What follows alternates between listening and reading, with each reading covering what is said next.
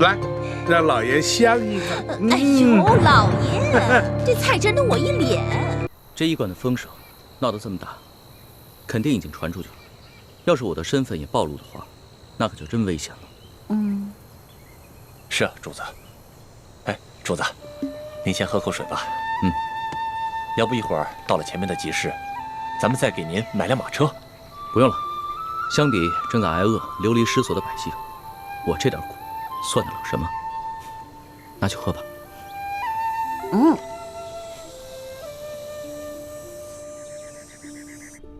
大人，卑职还探听到一个重要情况：与龙大人同行的还有一个年轻神秘的女子，一直戴着面纱，深居简出，闲杂人等一律不能靠近，就连钦差大人都对她礼遇有加。哦，连钦差大人都对她礼遇有加。这么说的话，这个女人的身份比钦差还尊贵了。是了，这个女人就是舒建的独生女儿舒婉心。舒婉心？大人，舒婉心不是前几个月选秀进宫了吗？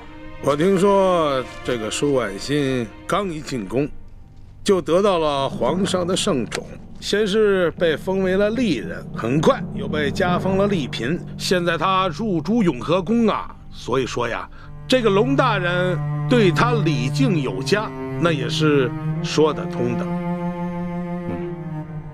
可依大清律令，后宫嫔妃若非伴驾，不得离京，违令者死罪。大清的律例是死的，但这个人是活的。这个皇上对这个舒建是宠爱有加，皇上见他危在旦夕，让龙大人悄悄地护送这个丽嫔出京看他的父亲，也不是没有这个可能的。大人，舒建的灵柩已被钦差大人他们护送回太原安葬，届时卑职以吊唁为名，亲自到舒府去查探，探清这个女子的身份究竟是不是舒婉心。这个舒婉心我虽然是没见过，但听别人提起过。听说这丫头外柔内刚，极有主见。她既然知道我们跟她爹是死对头，那现在舒建死了，她会跟咱们善罢甘休吗？她必定会逼着龙大人彻查舒建之死，咱们再使银子，只怕就不灵了。那咱们就一不做二不休。这个丽嫔娘娘看见自己的父亲惨死，由于哀伤过度，香消玉殒，也不是不可以的吗？大人，这丽嫔娘娘不过一介弱女子，就算她再恨大人，这后宫不能干政，她也不能把大人怎么样。大人何必要冒这个风险呢？我的孟护卫啊，你乃是一个江湖中人，所以说呢，这后宫之中权势的奥妙不是很明白。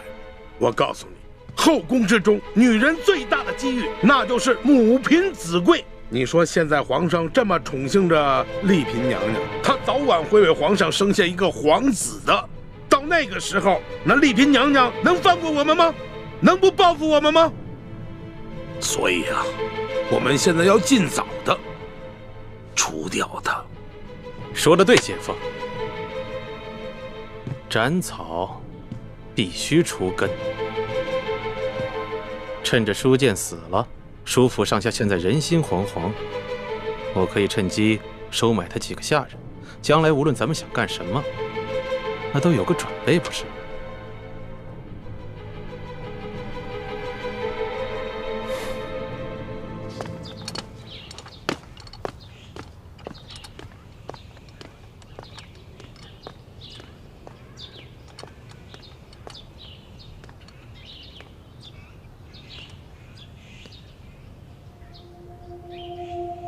婉心，婉心，真的是你回来了吗？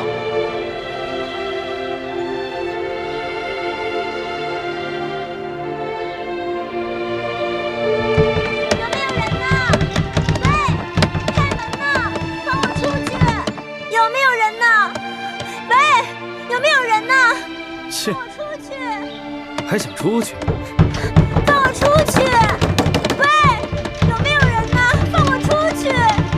放我出去！快别哭喊了。咱们这庄园啊，地处郊外，整个庄园有上百亩地，都是咱们老爷的。你就算喊破喉咙也是无用。喂，你们老爷是谁啊？为何这样强抢民女？我们老爷姓裘，叫裘贵。裘贵？怎么听着这么耳熟啊？我们老爷乃是这山西商会的会长，是太原府的第一大粮商。去年，老爷的姐姐嫁给了巡抚大人，深受巡抚大人的宠爱。你说，你还能上哪儿喊冤去？哦，原来这个裘贵就是刘德昭的人。刘德昭是我爹爹的死对头，还好我刚才晕过去了，不曾说出自己的身份，不然不仅会连累我爹，而且还会被重新送进宫去，那样我就再也见不到我的孟哥哥了。姑娘，不瞒你说啊，我们也都是被裘老爷连哄带骗，甚至变相强抢来的。这刚一来啊，也是这样又哭又闹的。可是时间久了，慢慢的也就接受现实了。唉，你说现在这荒年，能活下来就不错了，哪里还敢奢求更多啊？姑娘，不如你就老老实实的在这府里住下来，老爷自会好吃好喝的养着你，岂不是比你在外面颠沛流离、忍饥挨饿的好？多谢姐姐开导，只是不知道这裘老板把我掳来要做什么呀？是要让我为奴为婢吗？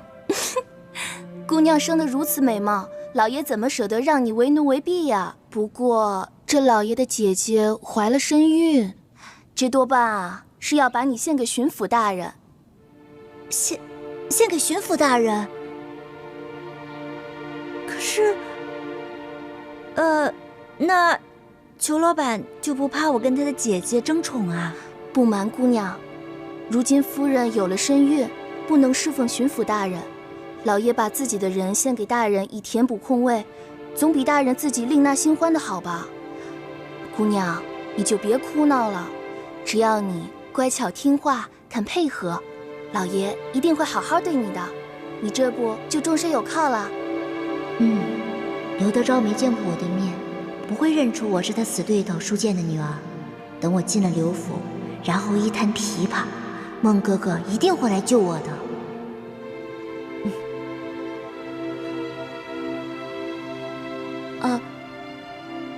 谢谢姐姐，我听你的劝，我会听裘老板的话，好好服侍巡抚大人的。这就对了，咱们女人嫁谁不是嫁？能嫁给巡抚大人，已经是天大的福分了。哎，对了，姑娘，你叫什么名字啊？我姓万，叫万苏。万苏，好，那姑娘你先坐下，我们吃点东西吧。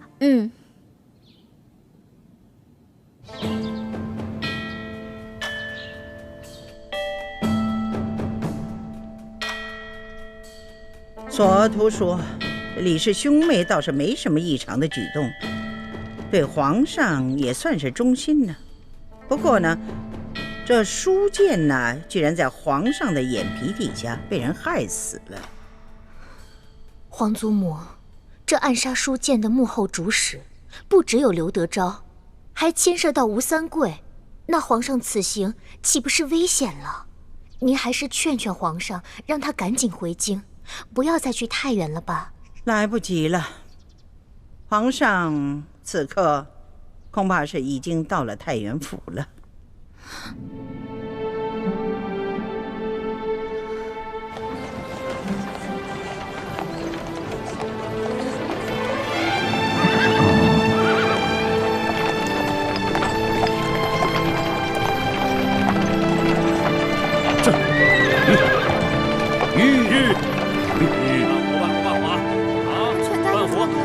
这钱不够。老板，能不能多给点？半壶不错了，这点钱明天半壶都买不了。你行行好吧。给他半壶。老板，你这钱不够。太原不是山西的首府吗？怎么这么萧条啊？给他，给他。谢谢老板。老板，行行好吧。有钱没钱？没钱滚蛋！老板，我已经5天没吃东西了。怎么买啊你？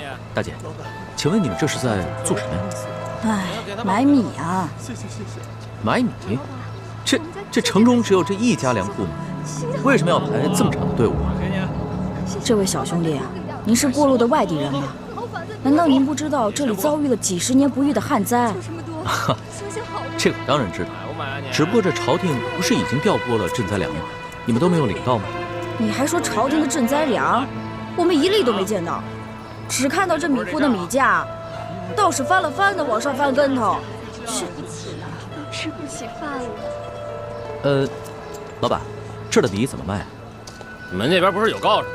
自己看去。还要涨价呀？半壶，给他半壶。好嘞，半壶，后面跟上。买不买呀？是啊，饭都吃不起了。后面跟上，给他半壶。行了，走吧。米卖每斗2000钱。下一个。哎，接着点儿。老大，你什么时候下来？哎，你以前跑江湖的时候，这米卖什么价格？那要看是丰年还是小年了。如果是丰年的话，1升差不多每升约10到12钱，1斗是10升，所以差不多就是100到120。但如果是小年的话，收成不好，那价格会翻1倍，差不多每斗200到240钱。龙小弟，你知道2000钱意味着什么吗？不行，若在以往啊，能买头猪了。不行，走。主子，下一个，您先别着急啊，咱们还是先办完舒总兵的事儿吧。走，要买赶快啊！今天又不是这价了，快点啊！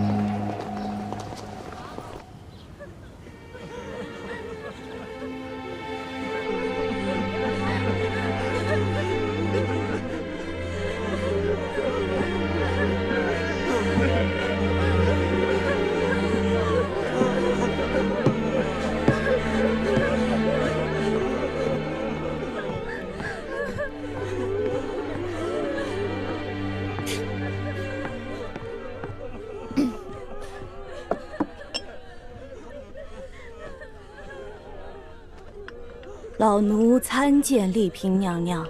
嬷嬷免礼。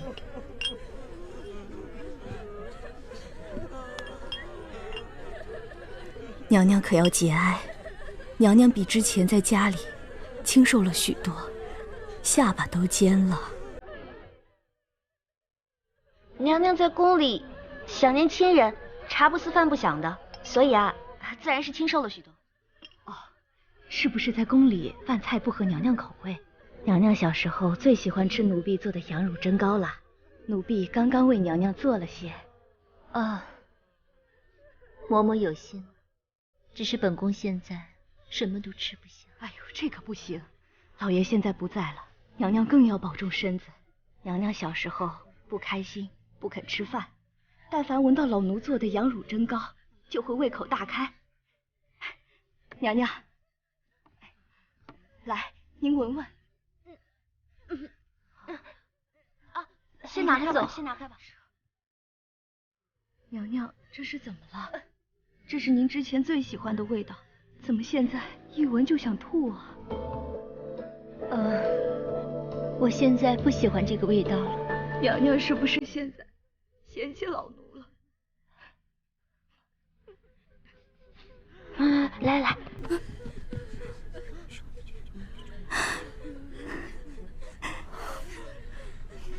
知道了吗？好，老奴明白，老奴明白。娘娘，您好生将养身子，奴才先告退了。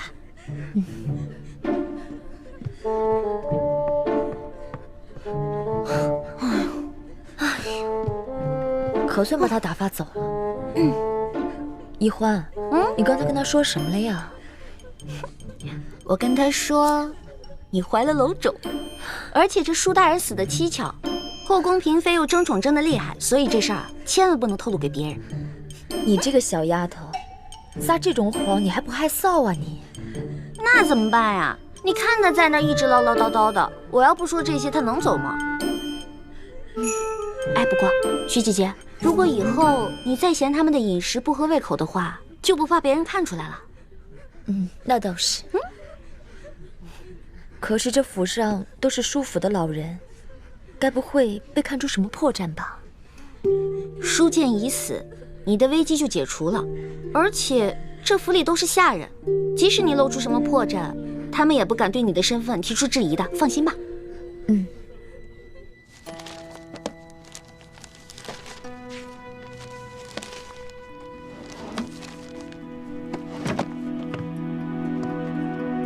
主子，整个书房已经翻了几遍了，没找到什么有价值的东西。主子，您瞧瞧，这些文稿，新的旧的，这样混杂在一起，这说明我们来之前已经被人翻弄过了。看来这舒府的下人也被刘德昭买通了，书剑留下的文稿都已经被清理过了。主子要不要会一会以刘德昭为首的山西官员们？万万不可！主子，您要顾着自己的安危啊！我看不如等舒总兵下葬以后，咱们就赶快回京得了。就算我不会他们，他们也应该会来见见我这个钦差大臣吧。主子，各路山西官员前来吊唁，为首的有按察使大人和布政使大人，还有山西巡抚刘德昭的护卫孟祥和。看看，我所料不错吧？走吧，出去会他们。主子，那您可千万小心点，别让他们看出破绽来。放心吧，我刚亲政不久，这帮山西的地方官员还没见过我。是。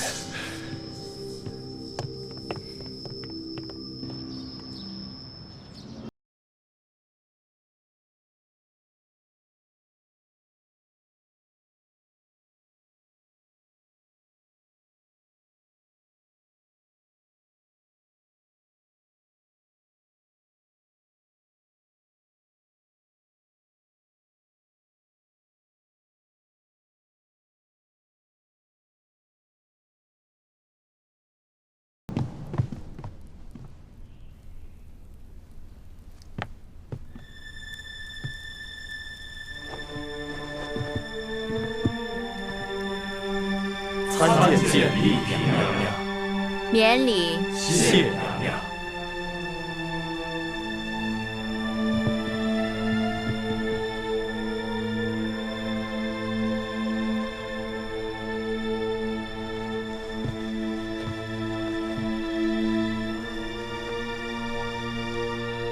启禀娘娘，刘大人经闻舒大人噩耗，心情十分悲痛，本想立即赶来，却因太原府所辖诸县旱情升级，大人忙于政务，无暇亲自前来祭奠，故先派我等前来吊唁，并来向娘娘请安，请娘娘节哀。皇上破例恩准本宫回乡葬父，此乃皇恩浩荡，本宫感恩不尽。但此事不宜声张，也不便劳烦诸位大人，还请诸位大人代本宫向刘大人致谢。刘大人与家父同僚数十载，感谢他对家父的关照。在下一定将娘娘的话如实禀报刘大人。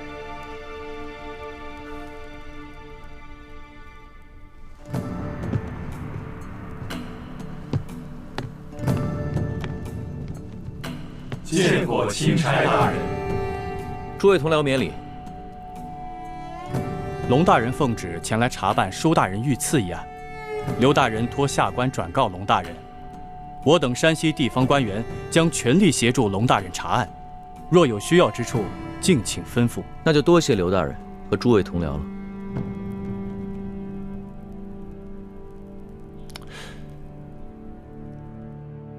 看来咱们的一举一动果然尽在刘德昭的掌握之中。这刘德昭的架子够大的，自己不来，只派了几个心腹的手下前来吊唁。主子，这刘德昭说不定真的是去巡查灾情了。我才不信呢，他肯定不是什么好鸟。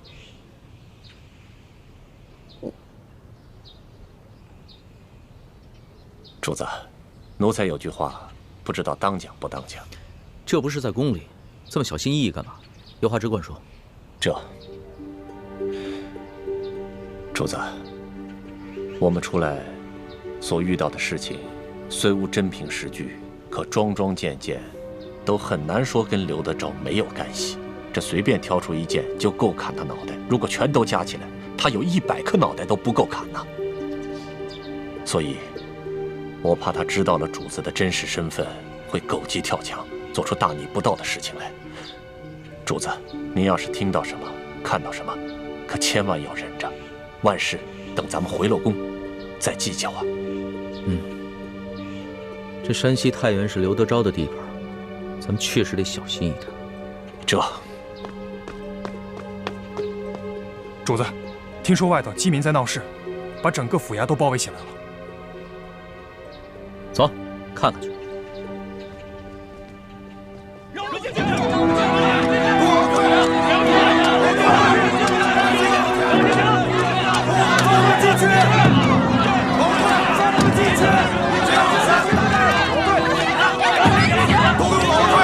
你们这群刁民不要命了吗？睁开你们的狗眼看清楚！你们知道这是什么地方吗？巡抚衙门军机重地。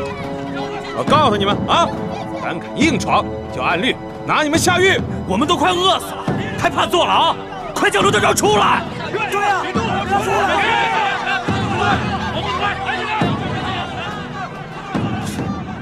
易欢呢？他呀，准是仗着自己轻功好，溜进府衙打探消息去了。这个丫头真是不让人省心。你带人去找找，别出什么意外。好。乡亲们，听我说一句，稍安勿躁。想见刘大人可以，可是今天呀，他出去巡查了，你们围在这儿，于事无补嘛。要是再不出来，我们可就冲进去了！对，冲进去，冲进去！保队，我不想活了是吧？保队，我看谁敢上来！给我拦住！保队！嘘，拦住！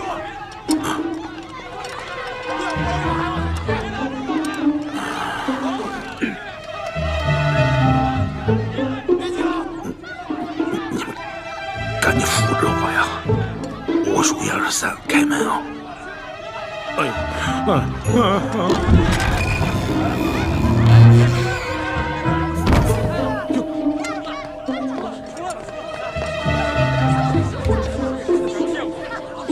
乡亲们，你们不是要见刘大人吗？刘大人来了！我告诉大家啊，今儿个天没亮，刘大人就去巡查几个受灾最严重的县，到现在呀，米水未进。大家看看，一脸菜色，啊，都饿瘦了。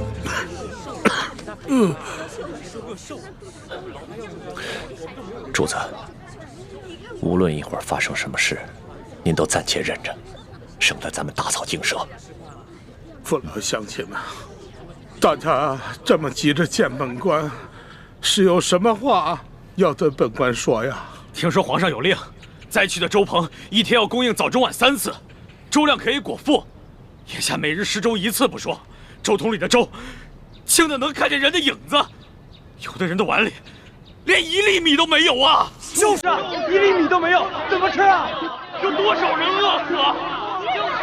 父老乡亲们，我刘德昭，我有愧大家，我愧对大家呀！不瞒诸位，本官现在也是在场工程计呀。皇上调拨下来的赈灾的粮款早已经用尽了，本官为了与民能够同甘共苦，和我的家人是厉行节约呀，每日也是只食1餐呐，而每餐跟大家一样，同样是薄粥1碗呐。本官除了赈灾，每夜也是跪在佛堂之前，祈求老天爷能够开眼，降下甘霖的。可本官实在没有这个本事，奏折向朝廷不知呈送了多少回，可是本官也没有这个本事，让朝廷能够多给我们大家追加一些救灾的粮款。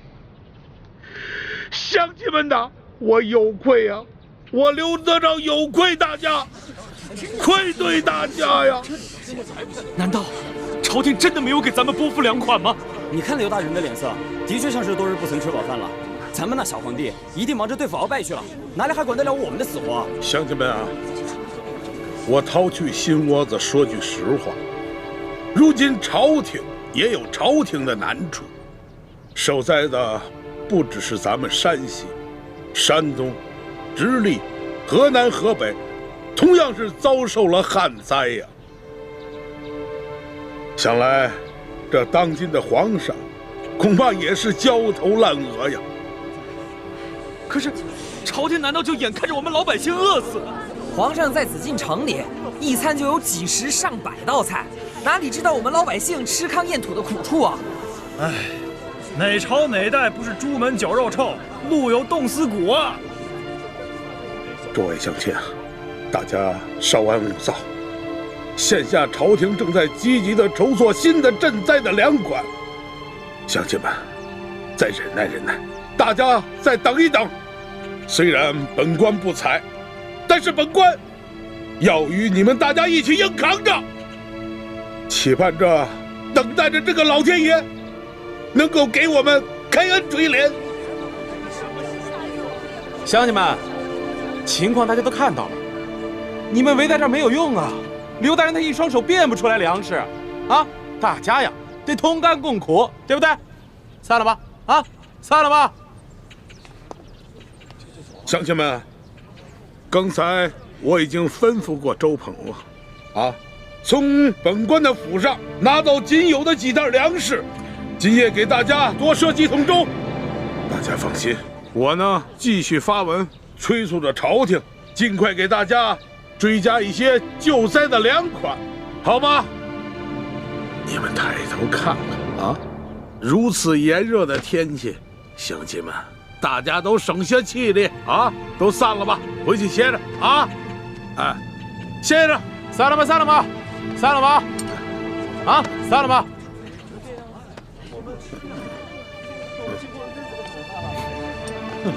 哎呦，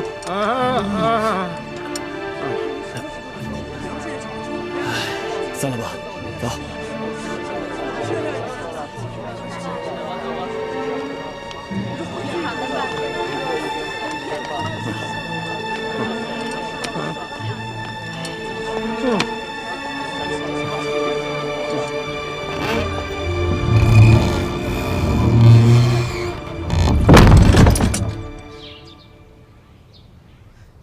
哎，文心啊，这刘德昭上的折子上面写的是8万6，哎，6万8千。为主子，是68600公顷。啊，对对对，是这个数字。那受灾人口是？受灾人口是23万4000人。对啊，我让索额图按照每人2两银子1担米的数额发放粮款，还增加了额外应对特殊情况的粮钱，一共是文银50万两，粮食30万担。文心，你的记性很好啊！啊，那日臣妾陪皇上在御书房下棋，皇上突然接到刘德昭的奏折，就随口念了出来，臣妾也就无意间记下了。没想到你还有这过目不忘的本事啊！臣妾别无所长，唯有这巧记之功，还算拿得出手。但愿能为皇上效力。这刘德昭上报的灾情数字，比我此次出巡实地考察的数字多出了1倍。我是按照他上报的数字核发了救灾钱粮，就算他们层层截留，就算他们截留一半，那剩下的钱粮也应该足够灾民们对付到下一个收获季。可情况为什么会这样呢？也许刘德昭他们截留了不止一半呢。可我看刘德昭那一脸菜色的样子，可不是我想象中贪婪无度的样子。龙小弟，你上当了。主子，真是画虎画皮难画骨，知人知面不知心呢。我们悄悄潜入了他的府邸，不去当戏子，真是浪费了他的表演天分。啊，你别急，慢慢说。他一进府，完全变了个人。快快，老爷，哎，赶紧坐下坐下。哎呦呦呦！哎呀，热死了！别站着了，赶紧给摁。哎，热坏了吧？嗯，怎么样？这些教民都散了。散了。哼。这些刁民虽然说是刁嘛，但是也好糊弄。也亏你想得出来，用这菜汁敷面，这效果比我说多少话都管用。见老爷都一脸菜色，那些刁民自然也不好再为难老爷了，只会去埋怨朝廷赈灾不力。想老爷了吧？那是。来，让老爷香一个。哎呦，老爷，这菜汁弄我一脸。这样，我先给老爷洗洗脸啊。洗脸，洗完了脸再香香。这西瓜怎么了？特意给你冰这个。这个刘德昭，连他小老婆房间里都是冰块。哎，据听说他府里的冰窖比他整个府还要大，冬天藏的冰块够他们用整个夏天了。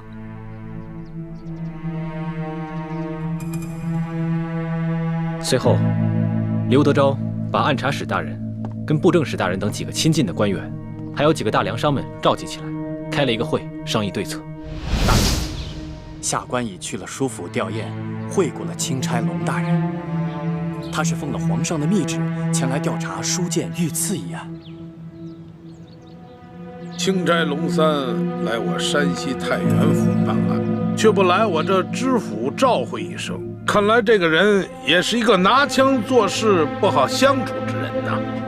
哼，你们以后办事一定要小心，不要让人家抓住咱们什么把柄。大人放心，那钦差只是针对书剑遇刺一案，那义成已经自尽，死无对证，他也奈何不了咱们呐。别的钦差呢，我多少知道点背景，多少呢能够找出点突破口来。唯独这个钦差龙三，我从未听说过。我这心里着实还有些不踏实。大人放心，我等已发动京城的所有关系来打探这个龙大人的背景了。像这种从来没听说过的钦差，多半是寒门出身，说不定啊是从什么偏远的地方提上来的。别看他表面一本正经，其实这个时候正是如饥似渴啊！大不了咱们多多破费，把他喂饱了就是了嘛。就是啊。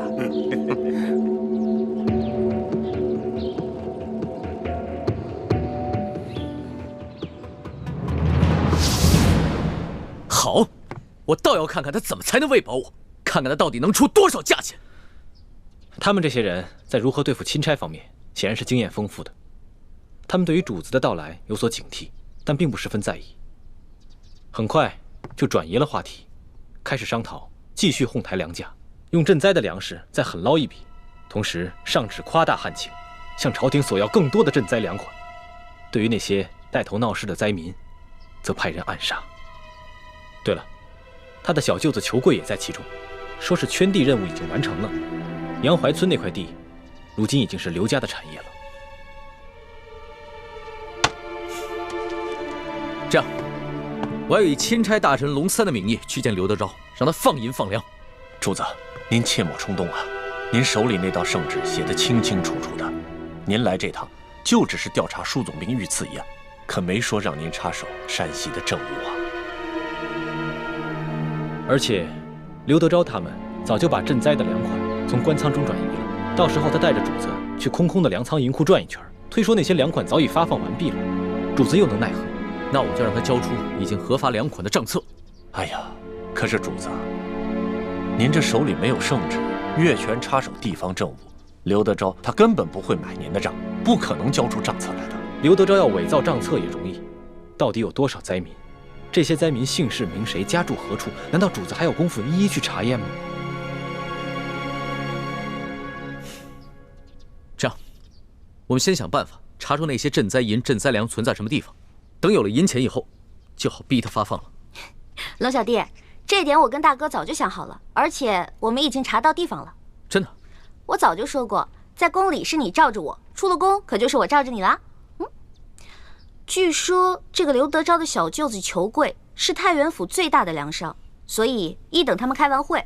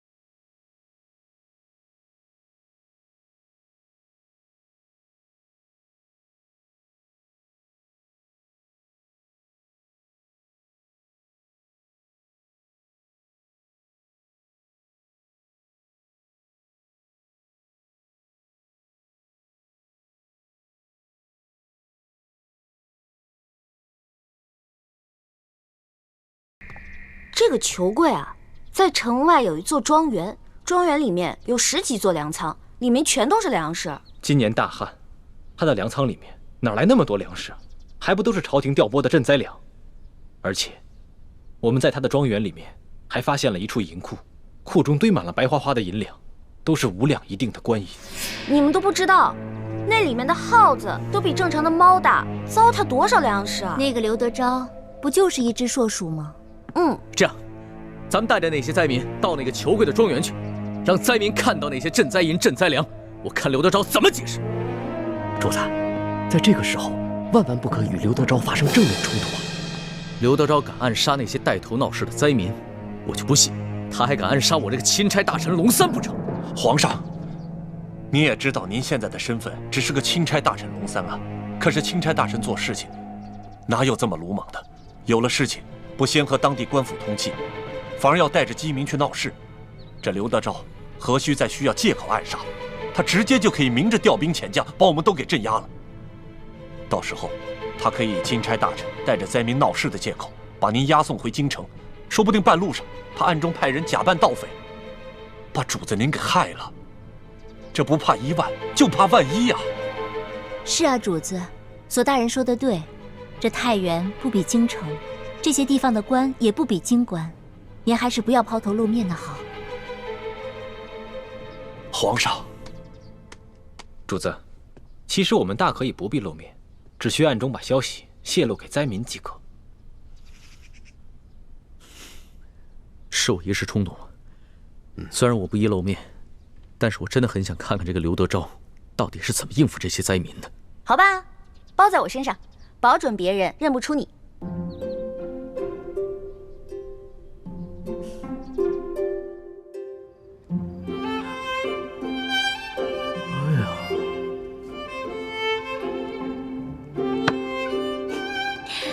怎么样，罗小弟，还不错吧？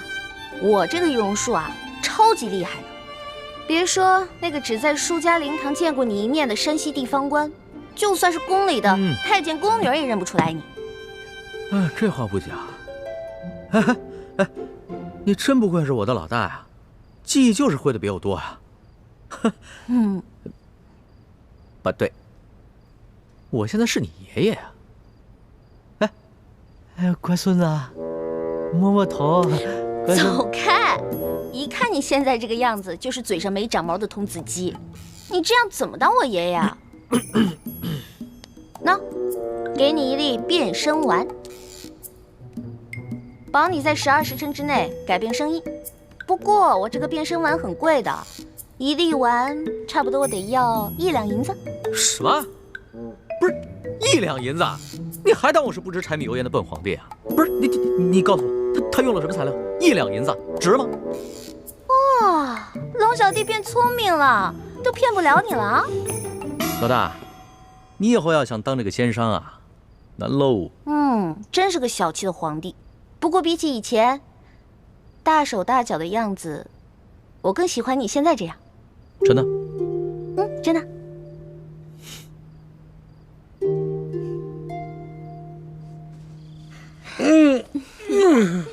舒服吧？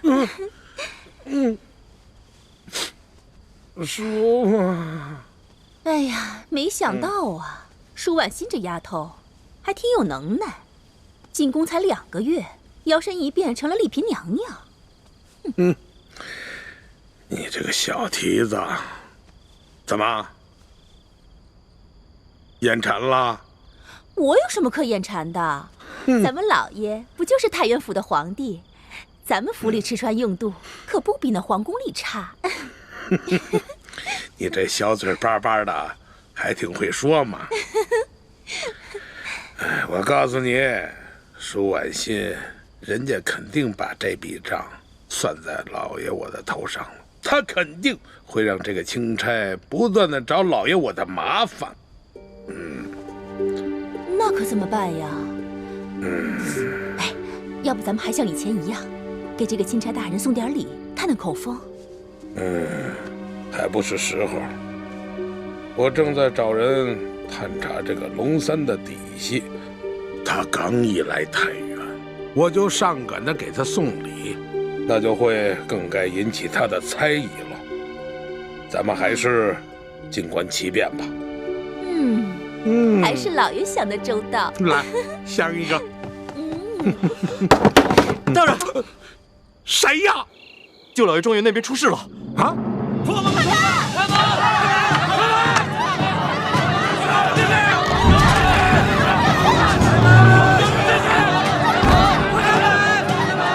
既然你们说没有私吞朝廷的赈灾银两，就把庄园里的仓库全都打开，让我们大家瞧一瞧，对不对？对！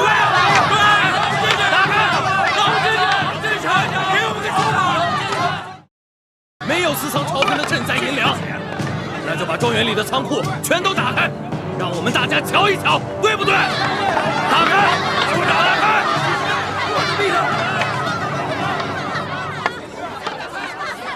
吵啊！再接着吵啊！这宅子是我裘贵的私产，你们想进去，凭什么呀？都是一群刁民！哼！你不敢给我们看，那就是心虚。让我们瞧瞧。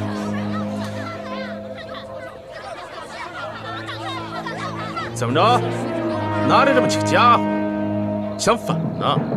我告诉你们，根据大清的律例，私闯民宅就是强盗，我可以把你们一个一个全都给宰了，知道吗？哎，乡亲们，反正我们都快要饿死了。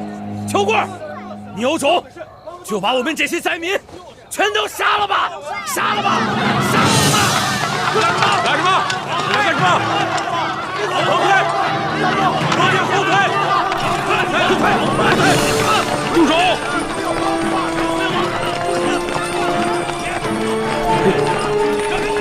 看见没有？刘大人来了！你们想造反吗？别起来！起什么起？都吵什么？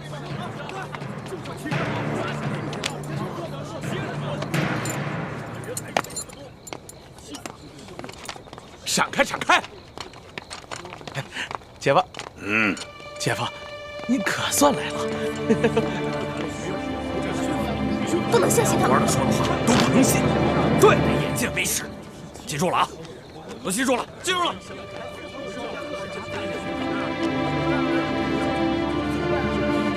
他来了，看他有什么要说的。看他怎么说。他带了这么多人，看他怎么说。看他有什么解释。各位父老乡亲，这么晚了，大家来到裘府门外，所为何事啊？刘德昭，你把朝廷拨下来的大批赈灾粮、赈灾银子，通通的转移到了你小舅子的庄园来了，却欺骗我们说朝廷赈灾不利。你这个欺君罔上的骗子！骗子！骗子！吵什么？都吵什么？给我闭嘴！骗子！相信你们的话！骗子！你这简直是在造谣！若是引起民变，你吃罪得起吗？你！哼！他说我们造谣，在你小舅子的庄园里睁着眼睛说瞎话，堆满了粮食和银子，这些全部都是我亲眼看见的。你胡说八道！哪只狗眼看见的？你亲眼看见的？他肯定不。这位老者，难不成你开了天眼了？你可以隔墙视物，又难不成又在胡搅蛮缠？你这臂膀之上生了翅膀，可以飞越过这道院墙，到库中去查看？我跟你说，不要再造谣生事，否则本府即刻拿下。刘德昭，你少吓我！就在1个时辰前，有2个蒙面大侠，带着我们2个年长的灾民，翻过院墙，去庄园里的仓库看了看，里面的粮食堆积如山呐！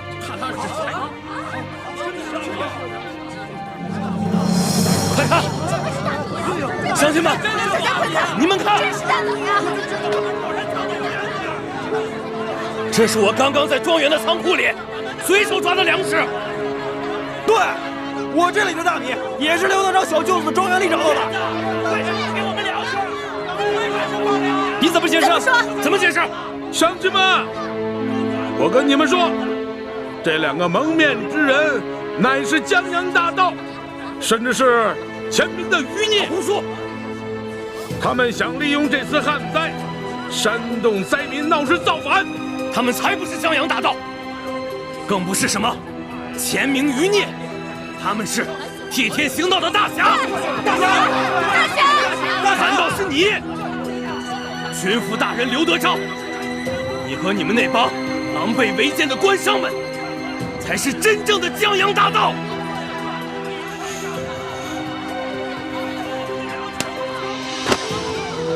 你们虽然吃着朝廷的俸禄，却上欺君下欺民，你们比那些前明余孽对大清的江山危害更大。对，祸国殃民。姐夫，好，即使他这院中的仓库之中放着官银官粮，你怎么能说就是朝廷调拨的赈灾之粮呢？这个刘德昭，对呀，你们听着，我裘贵就是这太原府最大的粮商，我的仓库里有粮食，奇怪吗？那也是我花高价从别的地方买来的，与你们何干呀？花钱买来的。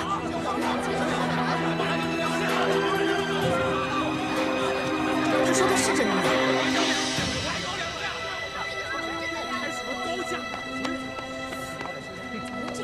你说你这粮食是从外地运来的，那我问你，你是从何处贩来的？是从湖北。湖北。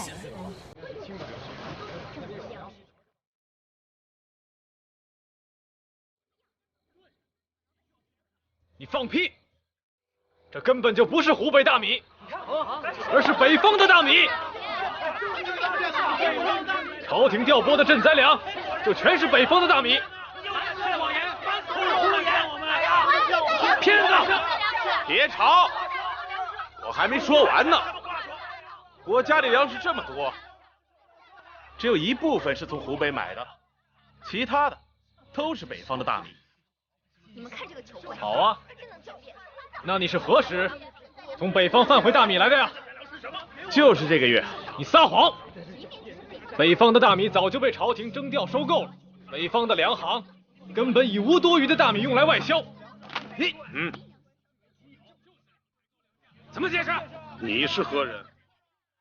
你怎么知道这赈灾之粮它不是北方大米？你又怎么知道这北方的粮行现在已无米可销？刘大人不必管我是谁。如果你和你的小舅子真的问心无愧的话，不妨大伙看看。对啊，顺便把你们进货的账本都交出来，让我们一一核对。对，打开仓库，打开仓库，交出账本，交出账本。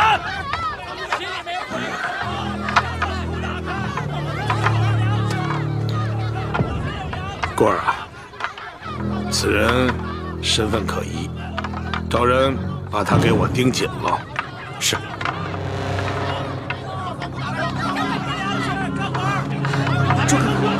打开仓库，交出账本。他们要抓你。你放心吧，以我的功夫，他们根本奈何不了我。武林高手就是任性哦。乡亲们，乡亲们，乡亲们！除了粮食，我们还在庄园的一处银库里发现了几十箱白花花的银子。大家看，看，刘大人，我看你和你的小舅子如何解释？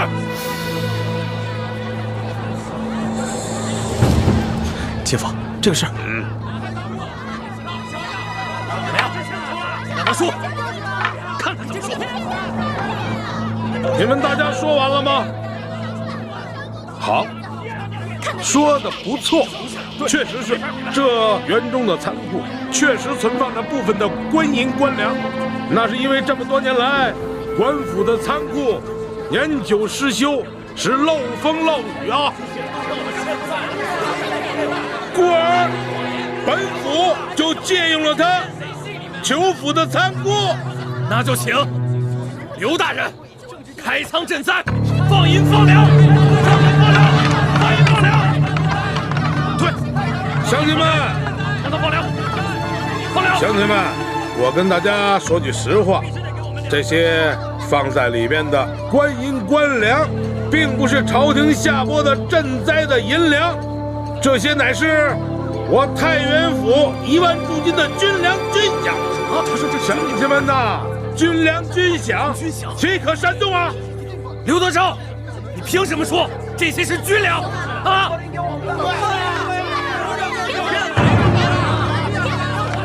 我刘德昭乃是山西的巡抚兼兵部侍郎，这山西的军政要务都由我来监管。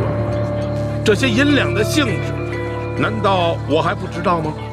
我告诉你，你休要再次胡闹，再要胡闹，那就是造反！造反！来人呐！在！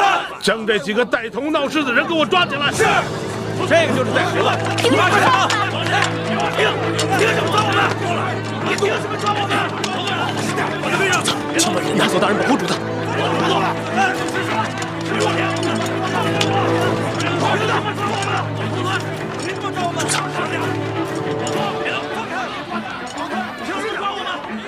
主子，您不能冲动。刚才探长来报，刘德昭调了一队地方兵来保护他自己的庄园，我怕他狗急跳墙，对主子您不利啊。乡亲们呐，乡亲们呐，听我说啊，本父我心疼你们大家伙儿啊！别听他胡说！我刘德昭说句掏心掏肺的话呀，这院中囤的都是军粮军饷啊，谁敢强拿，那是要犯杀头之罪的，杀头之罪呀！方才逃走的那几个人，他们乃是前明的余孽，他们是想利用这次旱灾，想借此让大家闹事，那是忤逆不当，那是要造反。本府只追究这几个带头之人的罪责，其余之人如果在片刻之间离开此处，本官既往不咎。如果说还不离开的话，那本府就把他视同前明余孽，格杀无论。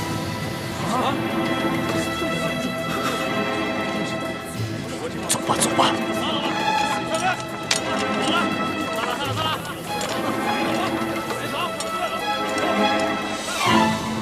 哎呦，姐夫，今儿亏的是你来了，你要不来，我太闲了我。不是你说你这小子，你说你怎么就这么没用呢？啊，孟护卫说了多少回了，你这庄园之内的机关只能对付一般的盗匪，对些高手那是形同虚设呀。不听啊，现在知道厉害了吧？行，我呀立马加派人手，然后找孟护卫重新布置。哎，今儿个孟护卫怎么没跟你一起来啊？我派祥和去舒府打探消息了。如果这个舒婉心要为难咱们，让这个钦差大臣给咱们出难题的话，到那个时候，就应该送他下去陪他爹。我发现我跟你小子都学坏了。哎，姐夫，我哪儿成啊？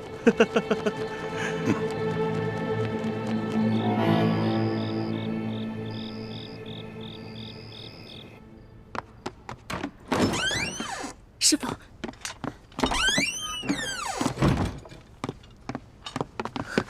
师傅，怎么样？不太顺利，没想到裘贵名下的产业那么多，我好不容易才查出来舒婉心被关的地方。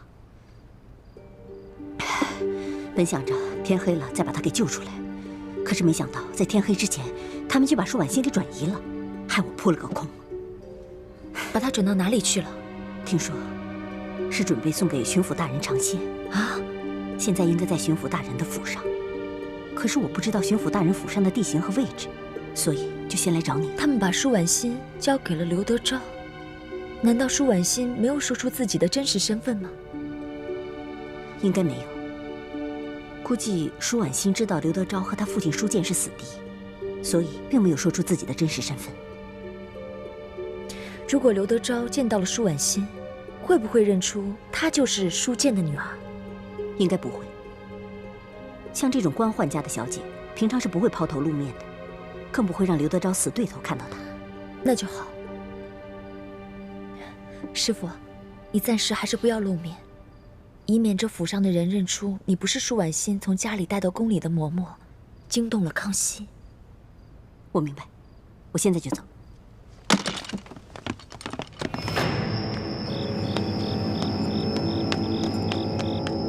此人功夫很高，会不会是自己人？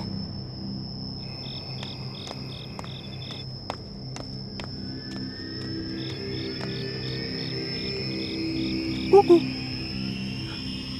师傅，这不是我们的接头暗号。婉妹，是我，我来救你出去。婉妹，婉妹，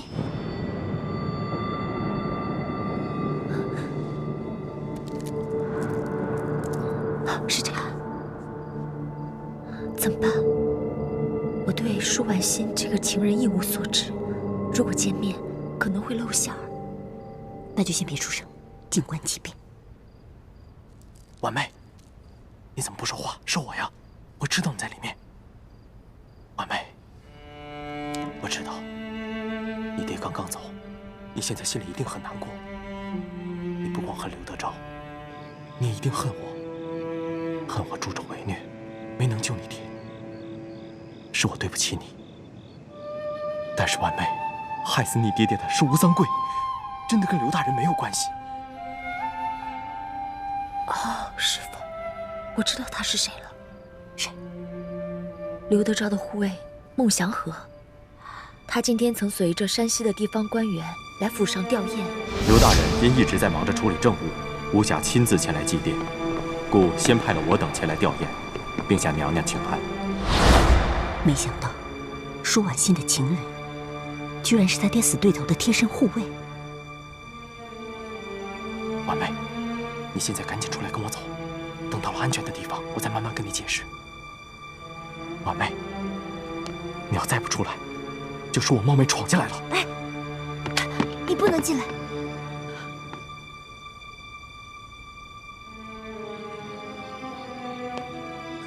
婉欣，你现在身份特殊，你我隔窗交谈，若是被人撞见，我是怕会连累你。你还是让我进屋再说话吧。不行，你不能进来，我不想见你。谁叫你助纣为虐了？刘德昭害死了我爹，我跟他不共戴天。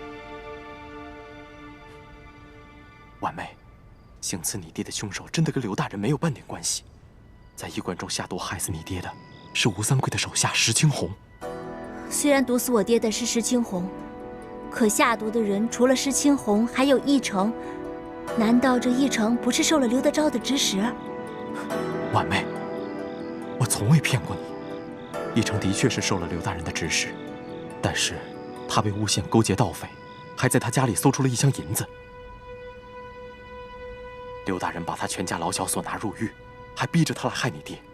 当时我在外面剿匪，不在府上，没来得及阻止。我知道你心里一直怨我。不，我不怨你。可是，虽然下毒的是这个石青红，但他也只是赶在了义成之前罢了。在我心里，刘德昭仍然是害死我爹的凶手之一。如果你真心待我，那就帮我杀了刘德昭，替我爹报仇。婉妹，你我曾私定终身，按理说，你爹也是我爹，我为他报仇也是分内之事。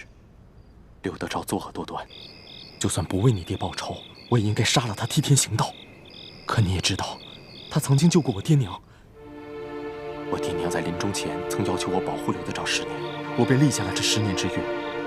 如今距约满还有1个月，那约满之后呢？你可愿替我报仇？纵然约满之后，我也不能亲手杀了他，否则我爹娘在天之灵也不会原谅我。但我也不会再昧着良心保护他。他造了那么多孽，我相信他一定会遭到报应的。既然你不愿意帮我报仇，那你就快走吧，什么都不用说了。我爹的仇，我自己去报。婉妹，你现在先别想着报仇。刘德昭现在一心想要收买钦差大人，但他知道你肯定不会放过他。况且有你在，钦差大人也不会跟他同流合污，所以他早已经对你起了歹心。你若继续留在这里，便不能平安的回宫去了。你是说，刘德昭派你来杀我？不错，婉妹，你逼我杀刘德昭，刘德昭逼我杀你，可我宁死也不能伤害你们任何一个人。婉妹，我也安排了一个隐秘所在，你马上跟我走，只有这样，你才能安全。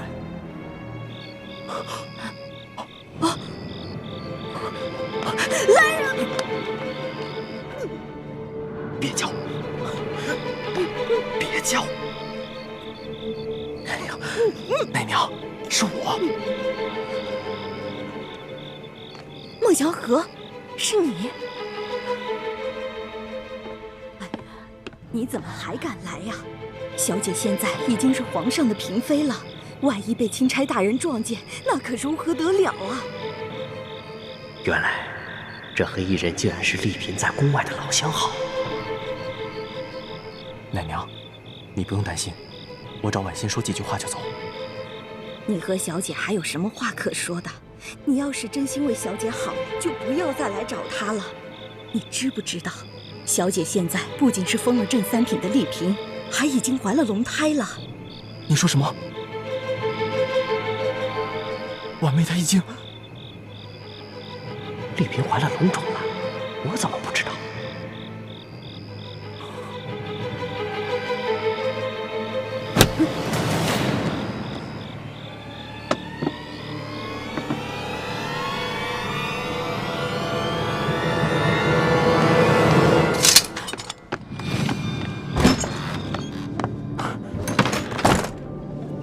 婉妹，你别过来！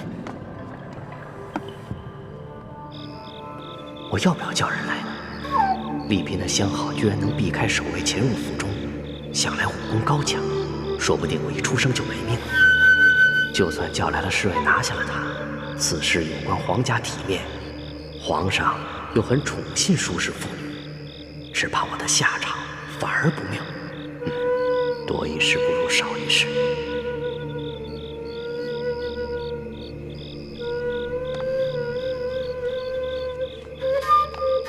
原来你根本不是因为你爹爹的死不能原谅我，原来你早就背弃了我们的誓言。你邀得皇帝恩宠，现在居然还有了身孕。哎呀，你还是听奶娘的话，不要再来找我了。婉妹，你变了，你曾说过你宁死都不做皇帝的女人，你说你会千方百计逃回来找我。是我无能，我无力阻止你爹把你送进宫，我更无法进皇宫里把你救出来。但我一直记着咱们的山盟海誓，我一直在打听你的消息，我怕哪天你轻生了，我也不会再苟活在这个世上。但我万万没想到。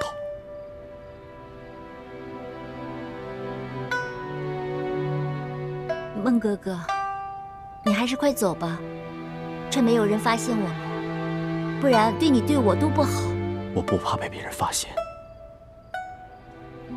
如果真发现，我便认了行刺嫔妃的罪名，然后我供出刘德昭，也算是替你报仇了。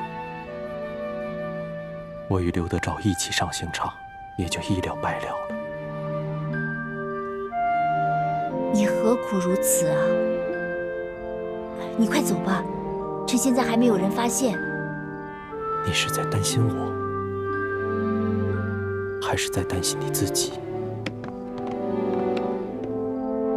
你是不是怕被人发现了，你会失去皇帝对你的宠爱？你现在贵为娘娘，安享富贵荣华。婉妹，我不相信你会因为这些变成一个无情无义的人。你不要喜欢那种囚鸟一般的生活吗？婉妹，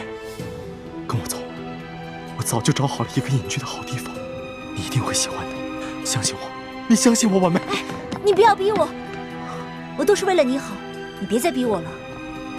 婉梅，我没有逼你，但是你必须要跟我走，你再留在这儿，你就是死路一条。你爹爹已经不在了，你娘家没了人，你万一出点什么事，谁还能为你撑腰？就算我保护你逃过了刘德昭的暗杀，可你有没有想过，等你回到宫里，你斗得过后宫那些狠毒的女人吗？我不要你管。婉梅，你跟我走。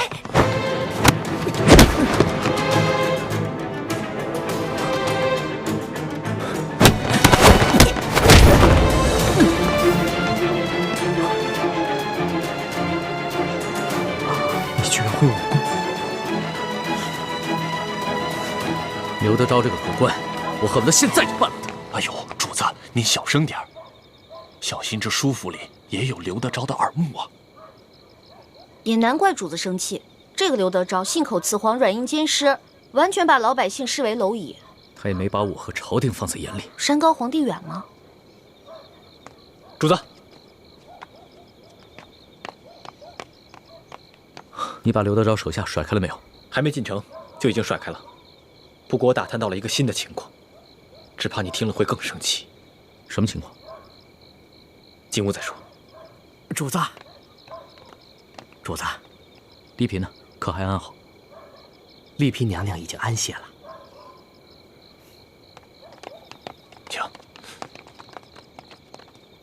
你不是婉梅，你到底是什么人？你把婉梅怎么样了？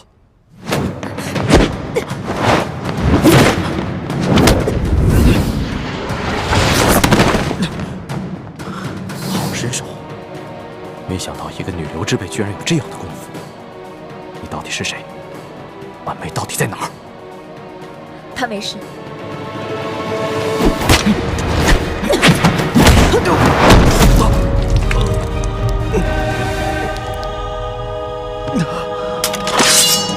师傅，手下留情，走开！他已经识破了你的身份，留不得活口。师傅，此人与我们无冤无仇，又是个重信义又痴情的好男儿，饶他一命吧。糊涂！如果放他走，你我的身份会暴露的。不会的，你给我一点时间，我跟他好好谈一谈，我能说服他。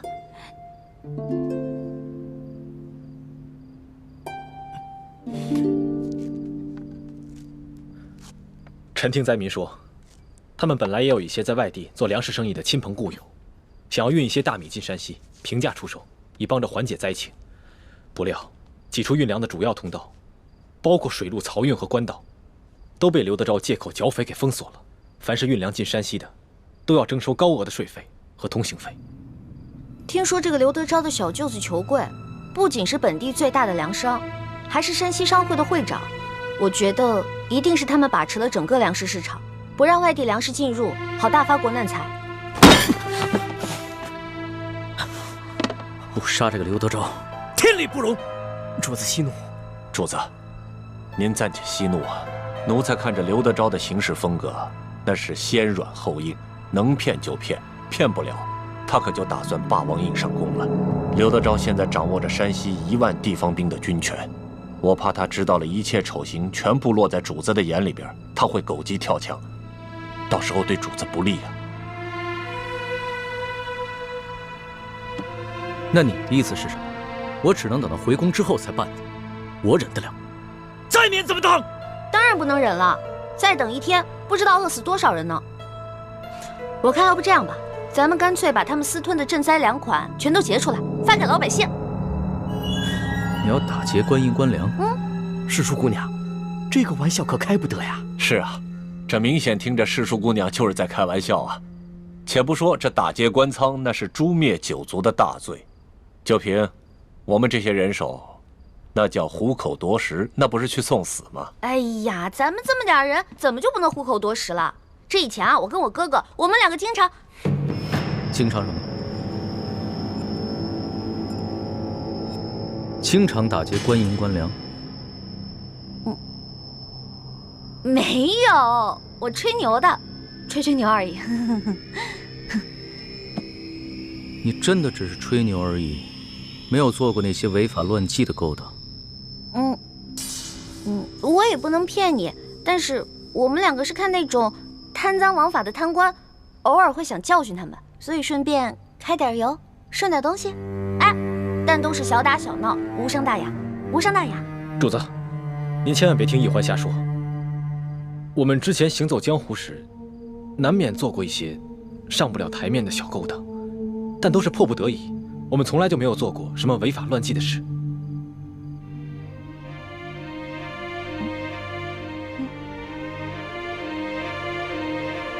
诺小弟，你干嘛一直这样看着我呀？你这样看得我心里都发毛了。教训得好！我要是你哥哥，要是有你哥哥这么高的本事，遇到了刘德昭这种狗官，我也不会放过他。啊，你吓死我了！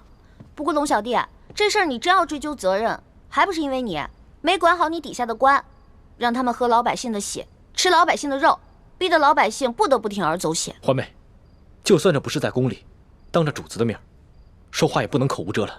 叶欢说的对，官逼民反，都是朝廷的罪过。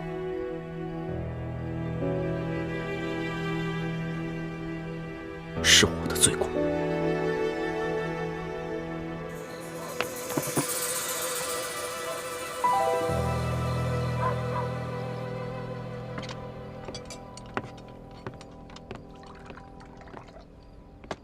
孟大哥，先喝点水。你放心，舒婉欣没有死。我叫雪倾城，是舒婉欣的好姐妹。因为她要回太原找你，所以我才找名医易容成她的样子，顶替她入宫。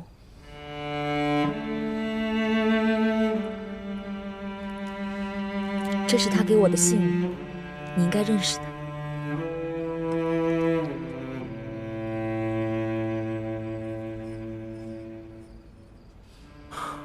那婉妹现在在哪？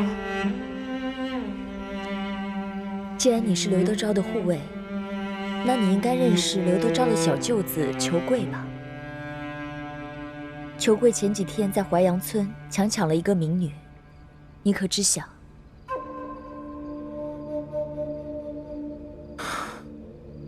刘大人和他那些亲友们所干的那些勾当，我既无力阻止，就索性装聋作哑，从不过问。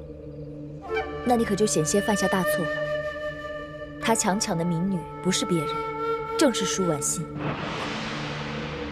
本来我是想救她出来的，可是没有想到裘贵把她送进了太原城，说是给刘德昭尝尝鲜。哎，孟大哥，你先别激动，小心惊动了府上的人。刚刚我跟师傅正在商量如何去救舒婉欣，正巧你就来了。孟大哥，我说的都是实情，你要相信我们啊！我相信你们。今天我还听裘贵在那儿说，又物色到一个绝色美女，还是个黄花闺女，要献给刘德昭尝鲜。刘德昭说他忙着应付钦差大人，暂时没有心思。没想到他们说的竟然是婉妹，这帮禽兽！既然刘德昭这帮人都是禽兽，孟大哥为何还要拒于一己之私，替他卖命呢？守信义固然重要，可在大是大非面前，你这可就是助纣为虐了。虽然我不是舒婉欣，可我相信，我今晚说的话，也会是他想对你说的话。孟某受教了，二位容我再想想。敢问二位，究竟是何身份？为何要顶替婉欣进宫呢？这个我们就无可奉告了。总之，你现在只有2条路可走：一是我们杀了你；2，与我们共同合作救回舒婉欣。然后你带着她远走高飞，从此与我们再无瓜葛。无论我们要做什么，都与你毫无相干。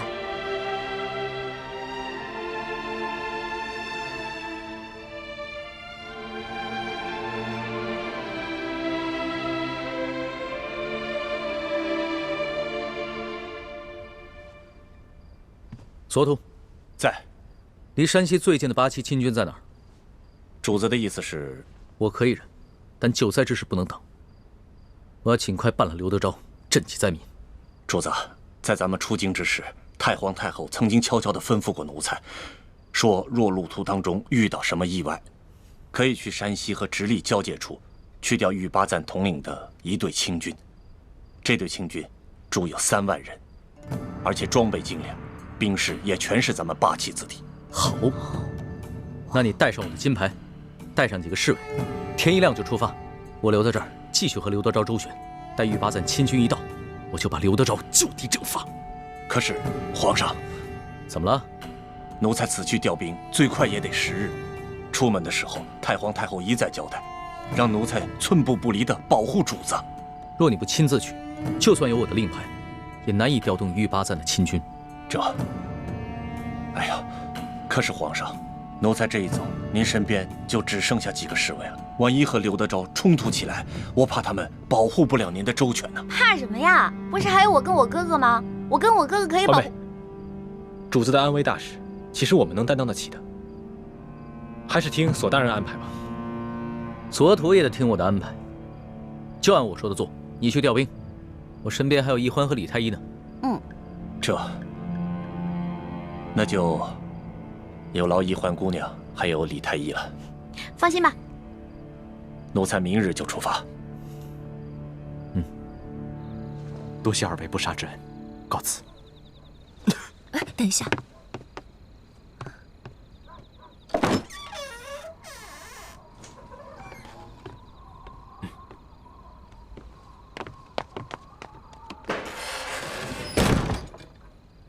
师傅，倾城，你觉得这个人可靠吗？这个人，只因为父母生前受过刘德昭的恩惠，又在父母临死前答应过父母要保护刘德昭10年，哪怕此后目睹了刘德昭的种种恶行，内心饱受煎熬，却依然信守承诺。如此重信义之人，值得信任。希望能够顺顺利利救出舒婉心，悄悄送他们小2口离开太原城，那就皆大欢喜了。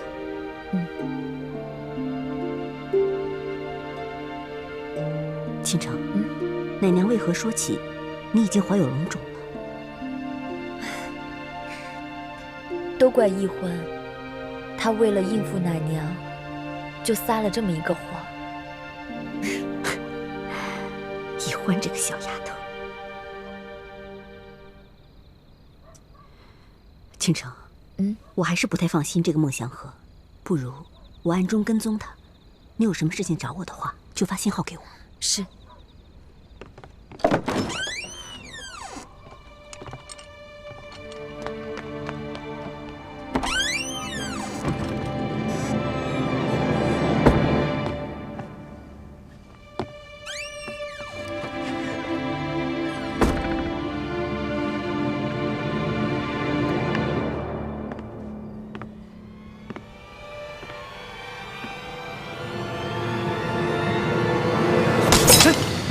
皇上，是我。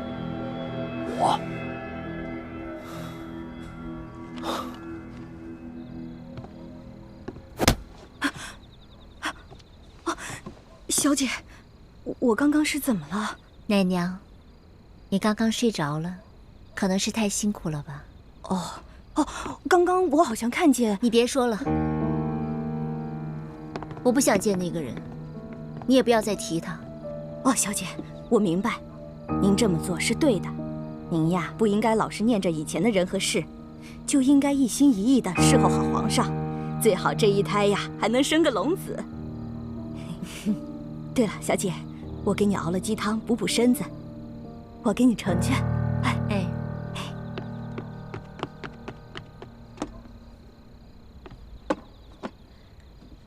舒婉心虽然无父无母，却有孟祥和这样痴情的郎君，又有奶娘这样真心爱护她的亲人，比我幸福多了。